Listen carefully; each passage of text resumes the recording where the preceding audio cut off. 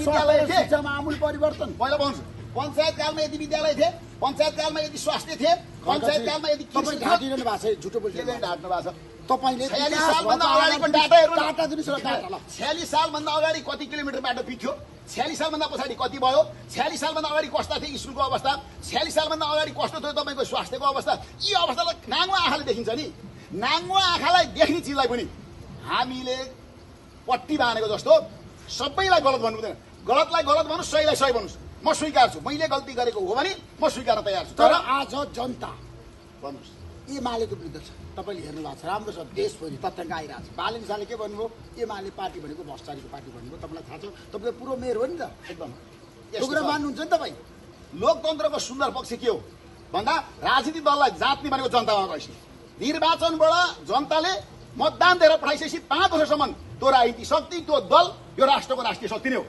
त्यो जनताले अनुमोदन गरेको मान्छेलाई कोही मान्छे बाटाबाट निक्लेर गाली गर्दैमा जिन्दाबाद र मुर्दाबाद भन्दैमा त्यो 84मा हेर्नुपर्छ हामी पनि 84 भएर बसेका छौँ पार्टीको नेतृत्वको सरकार छ केपी शर्मा ओली विरुद्ध सडकमा जनता आयो त ए बाबा बालन शाहले भने होइन पहिला के भन्नुभयो पाउन सबभन्दा बढी होइन यो सबै प्रश्न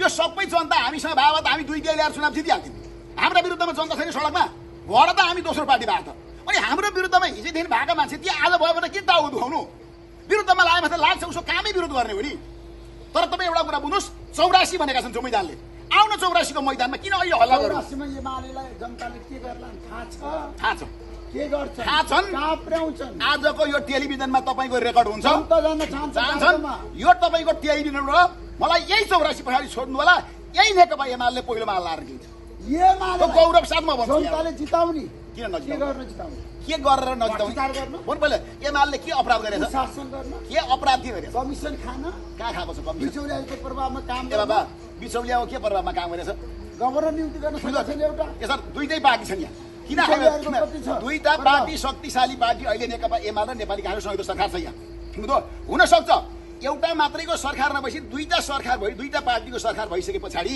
बीचमा केही तालमेल नमिल्न सक्छ सर म हुबहु सबै हुन्छ भन्दिनु सर दुईटा पार्टीको सिद्धान्त बेग्लै छ विचार बेग्लै छ एउटा हामी प्रतिस्पर्धी शक्ति हौँ नेपाली कांग्रेस र नेकपा एमाले प्रतिस्पर्धीको दुईटा शक्ति भएको हुनाले उनीहरूको बीचमा सुशासन दिनलाई राष्ट्रिय सरकार बनेको छ दुईटा पार्टीको बीचमा त्यस कारणले गर्दा यो बिचौलिया भए यो भयो भने जुन छ नि सर यो एउटा यस्तो खालको मानसिकता भाष्य स्थापित गरियो कि यी दल फटा हुन् यी दलले बिचौलिया पाल्यो एउटा भाष्य यो गलत छ यदि यो सही छ भने 84 के भन्नु कांग्रेसको महामन्त्रीले के भन्नु बिचौलियाहरूको कनेक्सन बालट समस्या भन्नु भएन एउटा कुरा चाहिँ के भन्नु पर्यो भन्नुला भने सबै राजनीतिक दलहरूमा विभिन्न नेता छन् विभिन्न कोणबाट नेता भएका छन् कोही तपाईहरुले बनाइदिनु भएको छ कोही जनताबाट आएका छन् कोही आफ्नै भूगोलले आएका छन् कोही टुप्पी समातेर आएका होलान् कसले रोडमा के भन्नु भन्ने होइन अहिले दुईजना मान्छेले के बोले भन्ने कुरा हो नेकपा एमालेको अध्यक्ष र नेपाली कांग्रेस सभापति दुईजनाले जे बोलेका छन् त्यही रूपमा चल्छ अरूले रोडमा के बोले भन्ने कुराले साह्रै अर्थमा लाग्छ कुरा चल्दैन सर दुर्गा प्रसाद त सर बाटामा रोडमा को मान्छे कराउँदै हिँड्छन् के साध्य हुन्छ म यो बाटामा हिँड्दा कतिले कराउँदै उत्तर दिएर साध्य लाग्छ अनि तपाईले थुन्नुभयो ए सर रवि लामिछानेलाई त तपाईले यो कुरा ल्याउनु भयो सर म त क्लियर छु यतिको भ्रष्ट यस्तो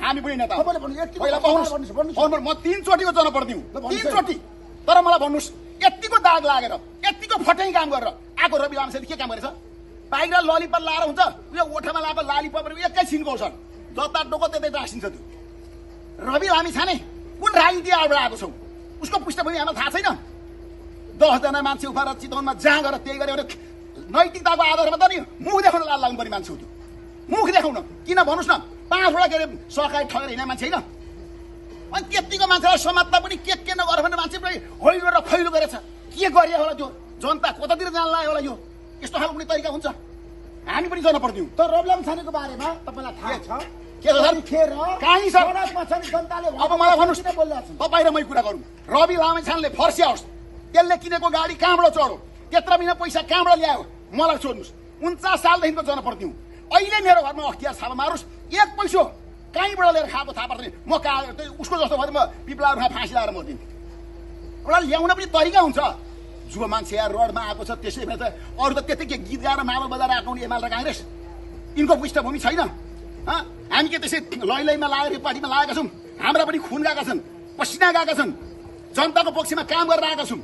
अहिले पनि ठाडका साथ भन्छु म निवर्तमान मेयर पनि हो। शर्मा ओली जस्तो भ्रष्टाचारी कोही छैन भने किन भन्नुभयो? ए बाबा के गरौँ त, आफू जस्तो आर्लाइन देखेको उसले देख्दैमा हुन्छ।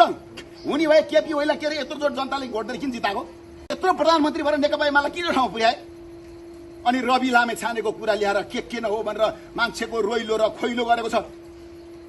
के उजतीको क्षमता हामीसँग छैन? के कुरामा गर्न सक्दैन हामीले? हामी पनि जनताको जनप्रतिनिधि भएर आएको मान्छे। सबै छिटो नगरेर रविलामीसँग प्रतिस्पर्धा गर्न सक्नुहुन्छ। अब मेरो यहाँ आओस् न, कमलामाईमा जोसुकै आउन्, म तयार छु च्यालेन्ज गर्न। यहाँ आउन्, रवि मात्र होइन जो आयो म तयार छु। बालेन आयो नि त, तयार छु। आयो नि त। कमलामाईमा तयार छु म। लेखेर राख्नुहोस्, कमलामाईमा किन अन्त जानु पर्यो? म त स्थानीय नेता हुँ, उहाँ राष्ट्रिय स्तरका नेताहरू आउनु पर्यो कमलामाईमा लड्न। आँट गरेर आउन् न, त्यो फेसबुकले गर्छ, नेकपा एमाले गर्छ। त्यसै मान्छे यार तपाईँको जम्मा तपाईँ रविसँग पनि प्रतिस्पर्धा गर्न तयार हुन्छ। ए बाबा कमलामाईमा त रवि मात्रै नभन्न जो आयो पनि लड्नु छ एमाले। केपी शर्माले आयो भने लड्नुहुन्छ। एमालेको माथि एमाले किन आउनु पर्यो? एमालेको मान्छे एमाले आउनु पर्यो। देउबासम्म पुऱ्याउँछ राष्ट्रिय स्तरको शेरबहादुर देउबा भन्ने के नलाग्छ। रविजीको बारेमा मैले यो किन जोडिरहेको छु भन्दा उहाँको जुन रवैया छ नि सर, मलाई त वास्तवमा यति गाली गरे भने त बजार होइन लाल लाग्छ सर। के भिडियो हाल्नुहुन्छ उहाँहरू? त्यस्तो रोएर जेलमा बस्दा नि गुवा गुवा रोएर हालियो। आँटका साथ जेल बसेको मान्छे किन डराउनु पर्यो? म पनि जेल बसेर आएको हुँ। एक ठाउँमा आँसु मैले जीवनमा जाएन। उहाँको जस्तो हो एकजना देखाउँ तपाईँ नेताको कुरा गरौँ सर, एकजना मेरो अंश र वंश खाने मान्छे कहीँ जागिर लागेको छ भने खडा अहिले पिपलाहरूमा धुनिन्छ। 49 सालदेखिको जनप्रति हुँ, नेकपा एमालेको मेरो अंश र वंश खानी अंश र वंश र एकजना मान्छे तपाईँको यो टेलिभिजन राखेर प्रसारण हुन्छ। त्यतिखेर खडहदीको छोरा हेर्लान्, छोरी हेर्लान्, भतिजो हेर्लान्, भतिजी हेर्लान्, दाजु भाउजू हेर्लान्, के अरे भान्जा भान्जी हेर्लान्। तपाईँले एउटा गजब प्रश्न उठान गर्नुभयो। अब यसमा सहमति असहमति जनताले मूल्याङ्कन गर्नेछ। तपाईँले भन्नु रवि लामिछाने जस्तो भ्रष्ट मान्छे कोही छैन भन्नु, जस्टिफाई गर्नुहोस् त।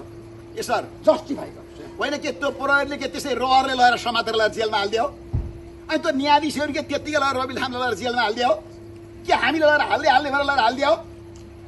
यसो तपाईँहरू उसलाई सोध्नु न, 40-50 पहिला भन्नु 40-50 हजार के गरी तलब खाने के छ? निर्देशनमा न्यायालय पहिला पाउनु फोन गर्नुभयो न्यायाधीशलाई, केपी शर्मा ओलीले रविलाई थुन्नुपर्छ भनेर। सरकारीको पैसा सहकारीको पैसा ल्याउने अनि तलब खाउने अनि चिटिक्क टाई सुट गरेर हिँड्ने मान्छेलाई के सबैले सायद मार्छन् कि त्यस्तै खोरतिर लान्छन्। हामीहरूले गल्ती गरेर पनि लान्छन् सर, तर रोएर होइन सर। हामी राजनीति प्राणी हौँ, राजनीति धर्म हुन्छ एउटा। राजनीति धर्म सकेर मान्छे अगाडि बढ्यो भने त्यो मान्छे उँभो लाग्दैन सर। राजनीति धर्म हुन्छ, हामी पनि राजनीति धर्म राखेर मात्रै राजनीति गर्छौँ। त्यसमा काङ्ग्रेस एमाले गठबन्धनको आयु कति छ? दुईटा नेताले चाहन्छु सधैँ भइदियो प्रचण्डसँग मिलेन त केपी शर्मा ओली। यो चाहिँ तपाईँहरूको भने चाहिँ होला होइन, तपाईँहरू पत्रकार त्यस्तै कुरा सुनाइदिएर जनताले प्रश्नै बुझेका छन्। जनताले प्रश्न बुझेका छन्। 84मा सबै सिङ्गल लड्नुपर्छ। यो गठबन्धन अहिलेसम्म ढल के ढल्नु चाहिँ किन? शेरबहादुर र केपी दुईजनामा हाम्रो प्रधानमन्त्री र शेरबहादुर मिलुन्जेल सरकार ढल्ला नि ढल्दैन। 15-14ले जति कराए पनि सरापे पनि जेदेखि गाली गरेर हुने बाबु भदौमा के गरेर गाली त गालीले केही थिएन सर। गालीवाला भनेको त छेडीको, त्यसले केही काम गर्दैन गाली। 84 तपाईँ चुनाव लड्ने? म लड्ने होइन, मेरो पार्टीले टिकट दियो भने म लड्ने हो। अब मेरो पार्टीले टिकट दियो भने म किन चुनाव लड्नुपर्छ? तर एमाले त मिल्छ सिन्देलीमा गठबन्धन भएर निल पनि भयो, गठबन्धन भएर गठबन्धन हुँदा हुँदै गाउँपालिका र स्थानीय तहमा छ।